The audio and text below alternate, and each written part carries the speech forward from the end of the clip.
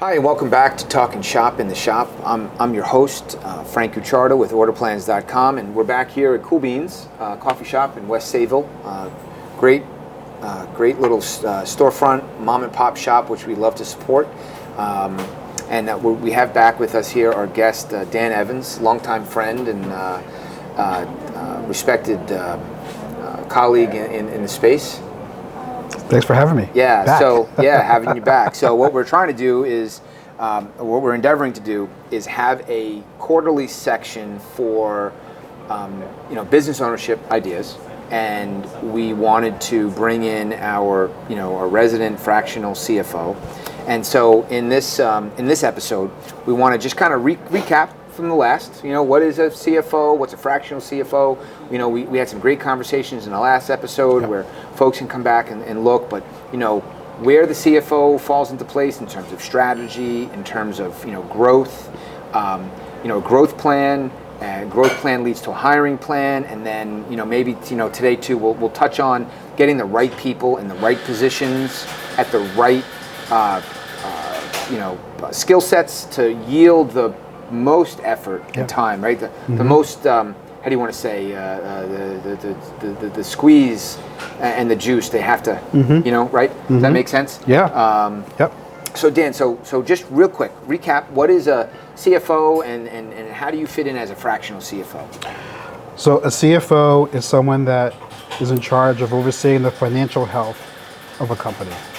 So the core of that is cash flow management, making sure the company always has cash to meet payroll, to make capital expenditures, to taking care of office supplies. I mean, any sort of whatever it needs to run the company and keep it alive, if you will, is what a CFO does. And you were saying there's a distinct difference between, let's say, an accountant, bookkeeper, and a CFO. And where would you say that falls? So an accountant is someone who they make sure that whatever is spent is accurate. So whatever's coming in is an accurate number, and whatever is going out is an accurate number. So that when the CFO needs to make a decision with the CEO about how money is going to be deployed, they have accurate numbers. And then if you have investors, for example, you would want an accountant to make sure that there's an audit or accuracy in the numbers, so we can report that to an investor and they can see, what the health of the company is, and where they stand, and where they're going. So an accountant is a very important role, but it's not a strategic role. It's a technical role. So, and if there's budgeting that needs to be done, someone has to have an account of how that money is spent. And then once that money is spent, the CFO will say, well, is this marketing plan working? Is this type of project that we're working on worth the cost? Is the benefit enough? So that's sort of how the accountant and the CFO interact with each other. So you're at a little bit of a higher level. You're taking the information from the accountant, but then you're invested here in the company to determine strategy. So decision making comes out of those numbers. So, and of course they have to be accurate. And so of course. The accountant does that, and then the CFO, as you said, is a high level position that helps the CEO make decisions, or the business owner to make decisions in their company. So you're like a trusted advisor to the CEO. Correct. Gotcha. Yes. So then, so that's CFO. Now, fractional CFO. So you can have someone in-house that works with you every single day, but depending on where you are in your company, you might not be able to afford a full-time CFO. As a full-time CFO, a good one, a seasoned one, could be somewhere in the low six figures, and some companies might not be able to do that at whatever stage they're in. But if you know you need someone to help improve your decision making in your finances in your company, then you can hire someone on a month-to-month basis. Or maybe a project basis. Or hey, a project I'm rolling this basis. out. Could you help us with? Yeah. So sometimes I get a call saying, we have a bunch of money. We're looking to deploy it for marketing. We want to do cost-benefit analysis. We want to do break-even analysis. We need someone that can help us decide whether this is what we should do. And once we start doing it, is it working? And then if it's not working, how do we pivot so we're not going broke doing so? We need someone that can come in and say, you know what, this is not working. It's time to do something else. Oh, God, I wish or I don't wish- do this plan right now because the benefit is not there. Right. So do this instead. Right. So that's when you bring me in. Or let's say you're humming, you're roaring, and you're growing too fast, and you're like, I can't do it all. I need cash flow management. Can you help me manage my cash flow? That's a great problem. That's a great problem problem to have. But it could crush you. yes, because you can make some big mistakes. You can start hiring people that you don't need. Right. And then you're in a worse situation than you were before. Right. So, So let's drill down on that. So on the last episode, you spoke about having a plan for growth, and then monitoring that with benchmarks. Yes. And part of those benchmarks then as a subtask is having a hiring plan so that you don't reach critical mass and then say I have to hire someone. It's talk about that. Yeah. So basically if you're in a growing stage, you don't want to start hiring people right away. The conventional wisdom is this on hiring. If you want to bring somebody in full time, you generally want to bring someone in. Let's say your revenue is like $1 million a year. So 25% of that should be allocated towards hires. So we're talking about $250,000. And you can split that up any way you want. You could hire 3 people for $80,000, or you could hire 4 people for $60,000, or you could hire 2 people for $125 a year. It all depends on what weaknesses you have in your company that need to complement whatever it is you're doing. Right. Because, if you're the business owner or the CEO, you have strengths that you thrive in. It's the engine that drives your company. It helps you grow. But then you have weaknesses. Oh. What are those weaknesses? Yeah. I mean, some CEOs are really good salespeople. They're really good at, bringing in the business, so to speak. But then there's the whole admin part of it. Very getting good. the invoicing, whatever it is. Don't give me the paperwork.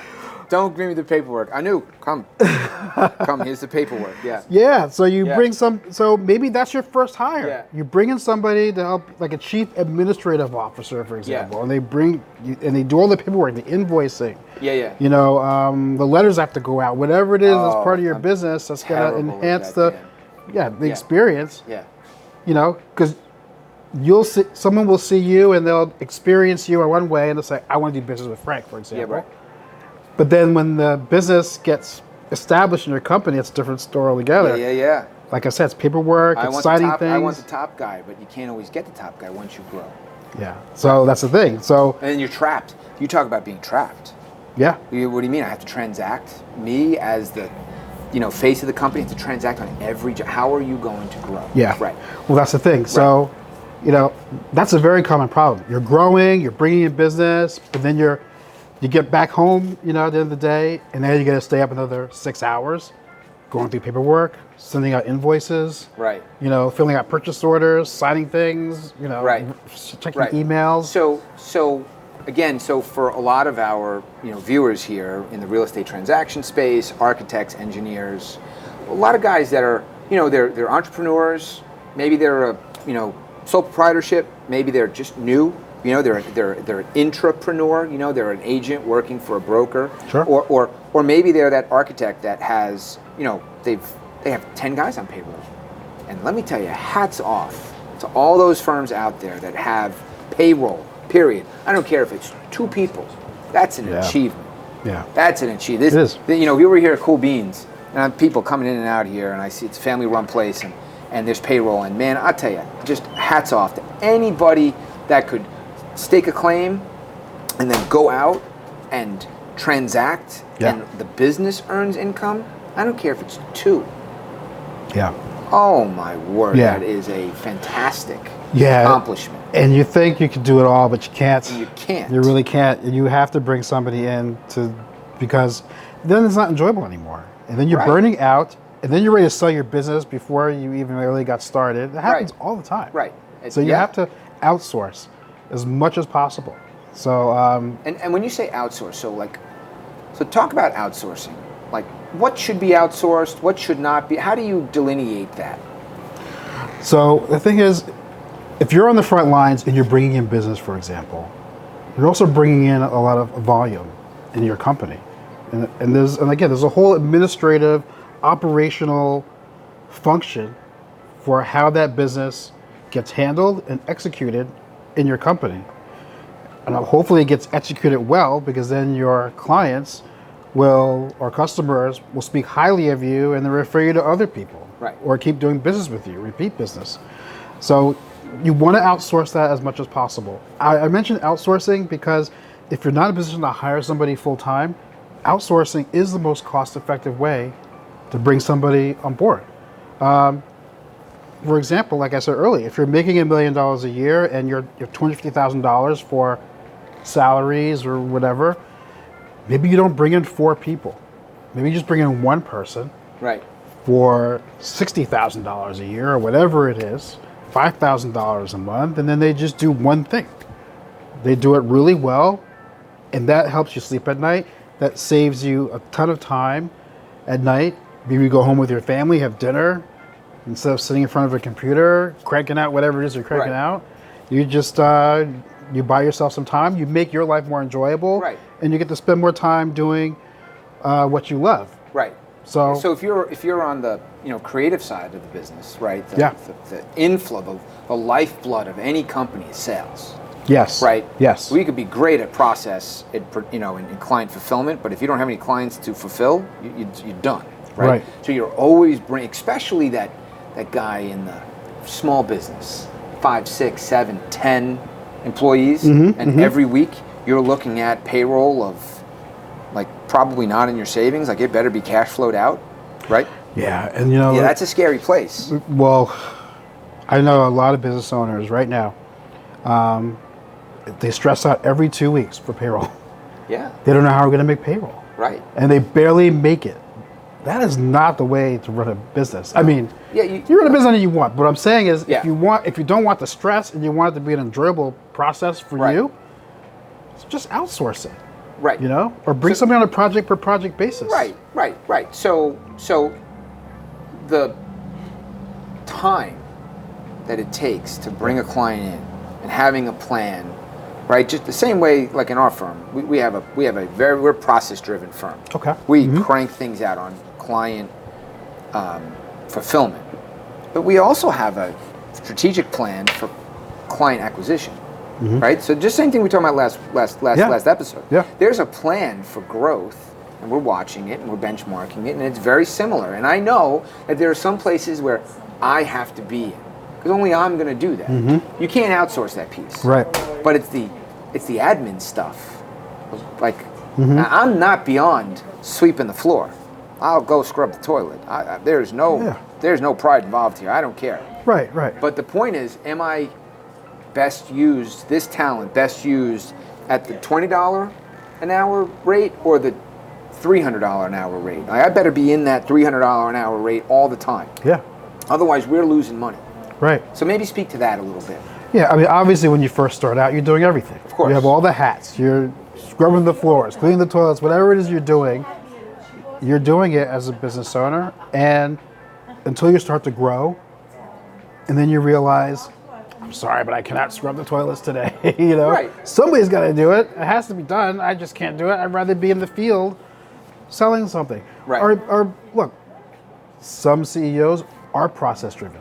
They'd rather be cleaning the toilet than out there. Maybe they're an introvert. I have no idea. Yeah. But then they hire a salesperson. Right. To be the face of the company. Right. Just as a quick example, New Balance, the sneaker company, started that way. Really? The founder of New Balance back in 1902, he was a shoemaker. Did you say 1902? That's when it was founded. Really? Yeah. The shoemaker, guy from Boston, right? He was a shoemaker. He came up with the new arch support. He was not a salesperson. He had to hire a salesperson.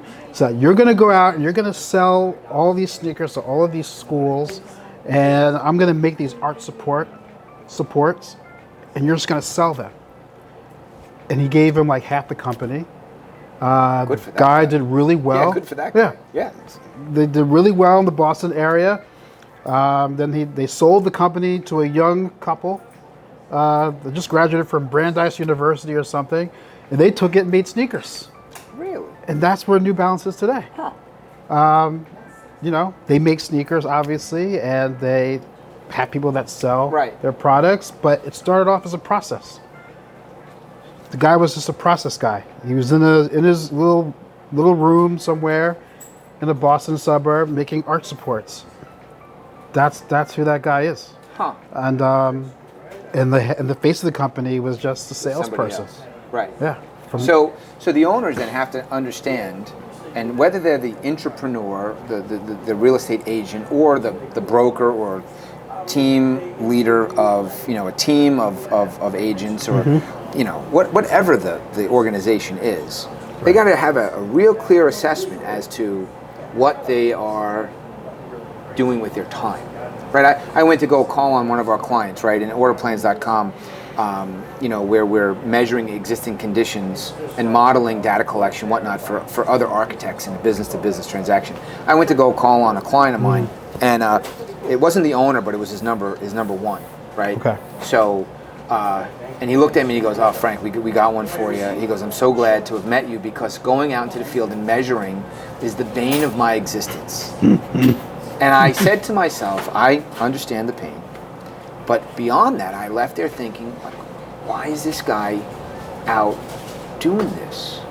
He should be with, he's got to be one of the top paid guys in the firm. I mean, I don't know their finances, but that guy needs to be doing the creative side, to be on the tip of the spear, not sweeping the floor. Right. I'll go sweep the floor for you. Just get this out of the way so you could go and deliver to your client, and the value that comes with. So, listen, I get it. I'll do anything for the company. Right. But should I be doing that? Is that advantageous? Because if it takes him 20 hours, I'm just making the number up. Right. Well, what else could you do with the 20 hours? Yeah, I mean, 20 hours, you could have a longer lunch break. You could have more time for yourself. You could sell more product. Oh, yeah, they're right. You can do all kinds of things. Yeah, I mean, but all of that stuff, in this day and age, people care about work-life balance. Sure. And sometimes you don't want to be the workaholic and not have time to at least take a rest. But people don't rest. They have a sales goal. They're focused. They're ambitious. It's very honorable to do so. But if you find yourself, it could be a grind if you're doing something that you don't really enjoy. Like in your example, a guy like that doesn't want to be in the field. He'd rather be there every week. And he's there every week. I mean, it becomes a grind for that person. Yeah. Now I get it. Like the junior guys, they got to learn. I appreciate all of that, right? But you got somebody seasoned, and now you're on this growth plan. Right. That's what I mean. Yeah. Right. You're on a growth plan, and we're going to say, okay, well, we were doing 10 to 12 a month, but if we can outsource the mundane and take the guy that we trust, he fits in our culture, we like, why don't we give him increased responsibility, maybe give him a little bit of a pay raise or whatever compensation or whatever it is you got to do, but take those 20 hours a week that he's doing, I don't know, every week, and we find an extra 100 hours, can we put that and deploy that someplace else, as long as it doesn't really impact our bottom line, right? All things being equal, right? We kind of substitute out and then take that internal and go put that with the client. Oh man, that's a win. Right, and I don't think a lot of business owners understand that you're not just saving money, you're increasing your productivity. Yes. So it becomes cost effective, and it puts you in a position to actually scale your business. So correct. I mean, think about it. I mean, growth is growth. Okay, so you're growing. You could be growing at 1%, 2%, whatever. But if you can maximize productivity, increase the volume of what you produce in your company, you could grow sales exponentially. Sure.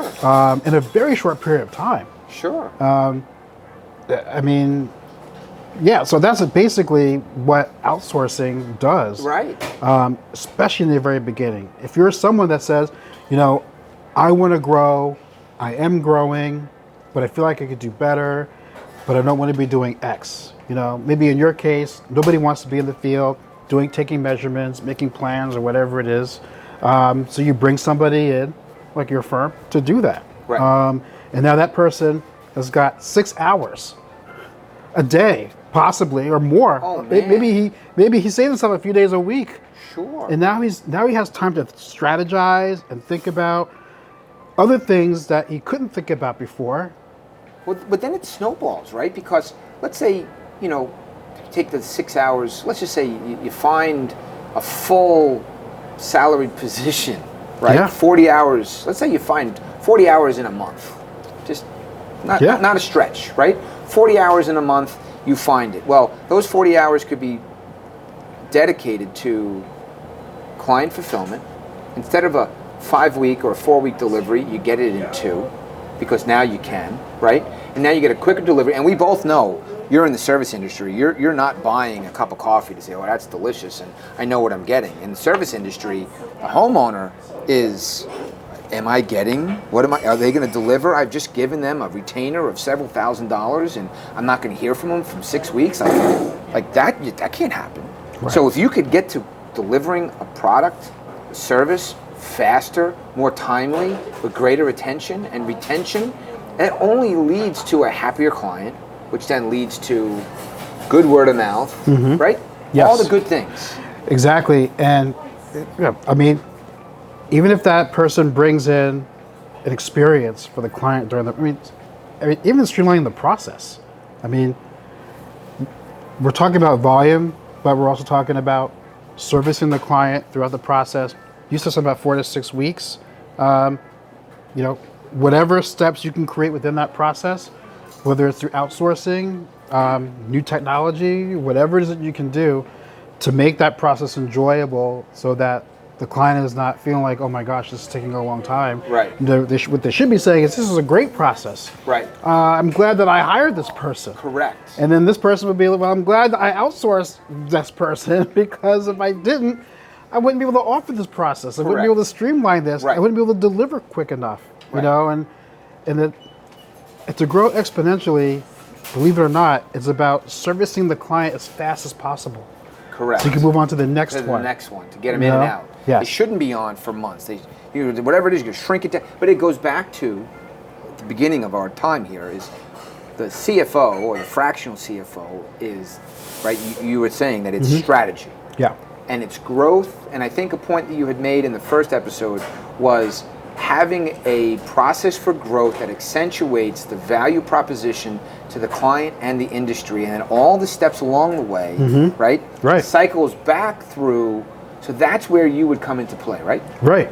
So if you're at a pivotal point where you know you need to grow your company, but you don't know what decisions you need to make financially, you want to bring in a CFO. Right.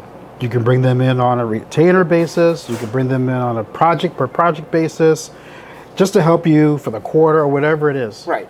And to test it. Yeah, because I've worked with people for a quarter. Yeah. And they're in the middle of making some big decisions for the second quarter, and they bring me on the first quarter, Right. and they say we should do this. So it doesn't have to be this big production where they're right. It's very easy on boarding. And then you check in on the second quarter, at the end of the second quarter, third quarter, and you say, how'd it work out? Right. I don't know. I don't know how it worked out. It seems like it's working out. Let's look at the numbers. Right. And you realize either it did work out or it didn't work out. Right. It all depends on the return on investment. Right. The return on investment is there. Right. And I could tell you from personal experience, 20 years of Right. being in business and making mistakes and grinding my teeth and saying, I got no ROI on this. And I learned in 20 years of paying for it, to have someone alongside of you to help short cycle that. It takes a business owner's mentality, and that's when you're the new agent and you're new to the game. You maybe and I was talking to a colleague of ours. Actually, talking to Benny. Okay. Yeah. Our mutual friend. Yes. Who recently, threw his hat in the ring as a business owner, as an independent sales guy, and for years had a paying job.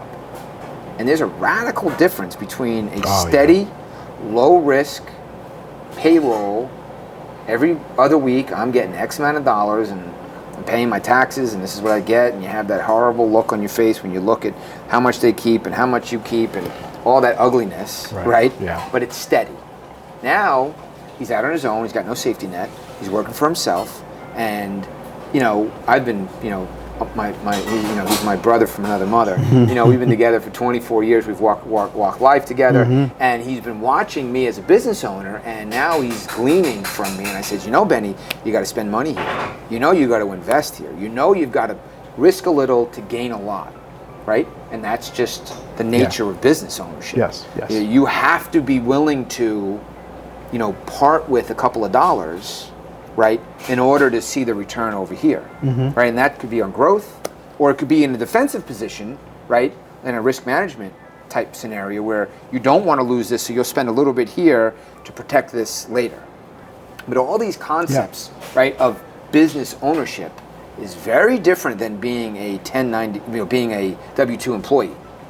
Radically different. Absolutely. I mean, and even business ownership, there's a misconception that I'm really good at sales. I'm really good at selling houses. I'm really good at this. It's going to be a great business.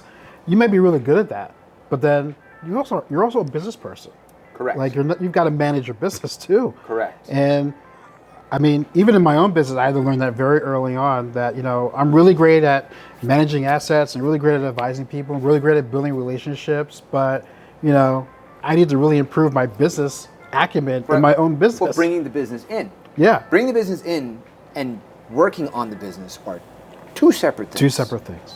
Radically different. Two separate things. Whether you're selling a house or transacting a legal document because you're an attorney or an architect or a building documentation specialist or a financial advisor, the trade is this bucket, but bringing this in is a whole nother skill set. Yeah, and so, having a plan, strategizing, benchmarking. Yep. Yeah. Totally different. And that's where people, at some point you start to realize this, and then the next thought you have is, I need to hire somebody. Right. That's where the mistakes happen. Right. You can just outsource it. You don't have to hire somebody. So you could test small. Yeah. Test small. I think what I need is administrative. So I'm going to hire someone virtually or outsource something, for administration. Or I need somebody on the ground to do X. Then you have to hire someone, outsource someone for that on a case-by-case basis. So I've been there. So I think for my listeners, my fellow business owners, whatever industry you're in, we are all faced with fear. There's always a fear. Well, I have to do it, and no one's going to do it as well as me. And maybe they're right? But there's this fear factor of loss of control. There's something here. I have false evidence appearing real. Yeah. Right? Yeah. This fear deal that sometimes, this is good enough and it's always worked like this. I mean, maybe we can close with this. Maybe talk about this. I've always done it like this. This is how we've always done it. And why should I change? And there's this comfort. This is my baby. Right, I built this thing up, just me in my basement, and now I hired one guy, two guys, I got an office, now I got 10 guys. I'm responsible for bringing enough volume in to, support 10 families, and I'm going to insert somebody into that. Talk to that. Yeah, so it's a lot of risk to hire somebody, as you know. Man. You have to put up a lot of money. You have, depending on how competitive your industry is, you might have to do research to a recruiter. That's also very costly.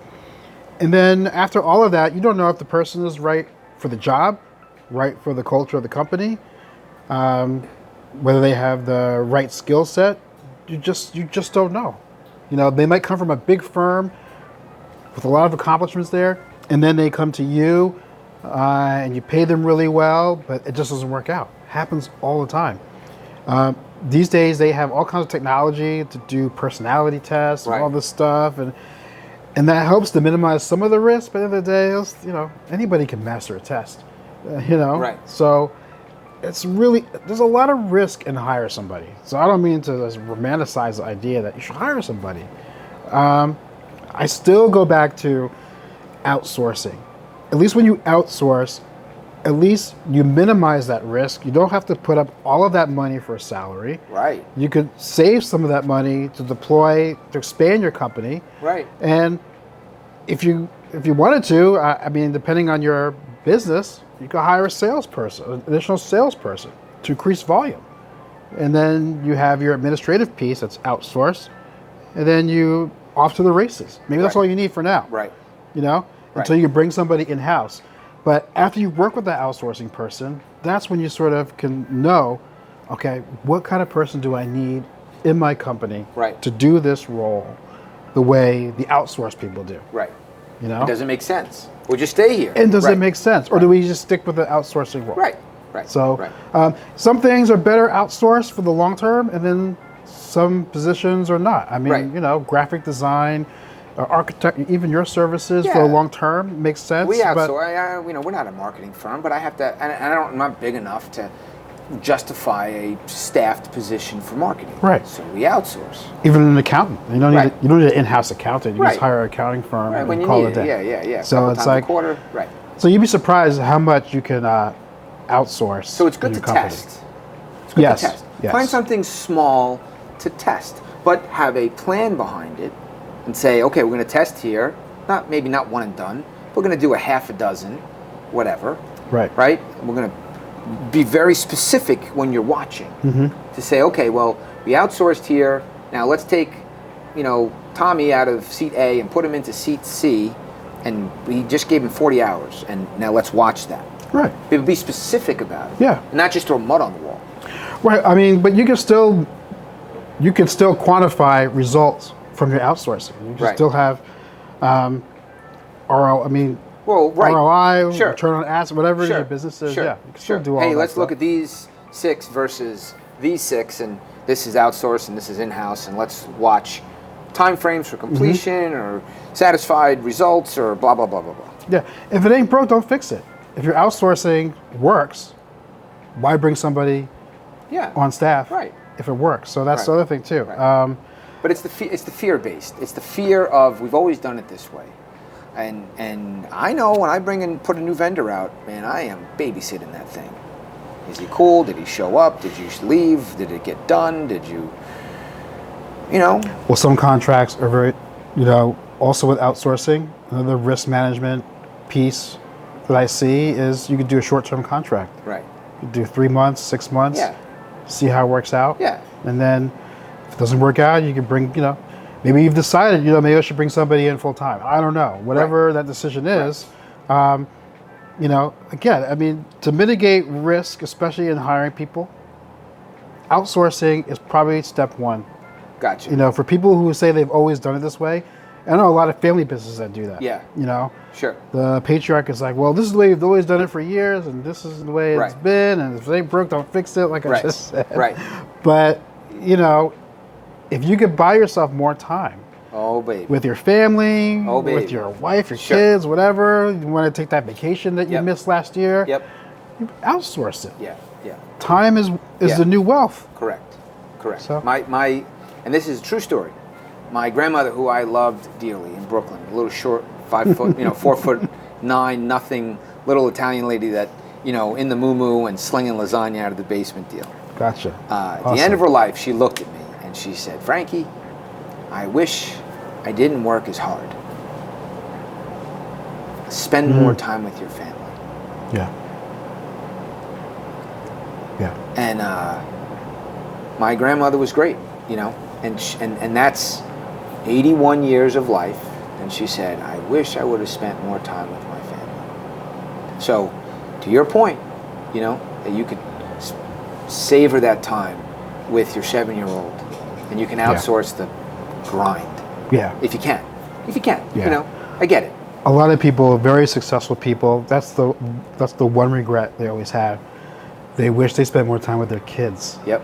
And because now the kids are grown and they're It's time. It's I tell my kids all the time, the thing that separates the Musks of the world and the 9-to-5 guy in the world is how they use that 9-to-5. Musk multiplies, the 9-to-5 are ads. Yeah. And that's the difference. It's time. We're all issued the same. God gives us the same 24. We all have the same time. What are you going to do? How do you use it? Yeah. How do you use it? So I think that's great. So, that was another good bit of advice Awesome. and session Glad. here from our resident fractional CFO. Thanks for spending the time, and we'll see you the next episode here at Cool Beans, talking shop in the shop. Great coffee, by the way. Yeah, Awesome. real good. Yeah, cool.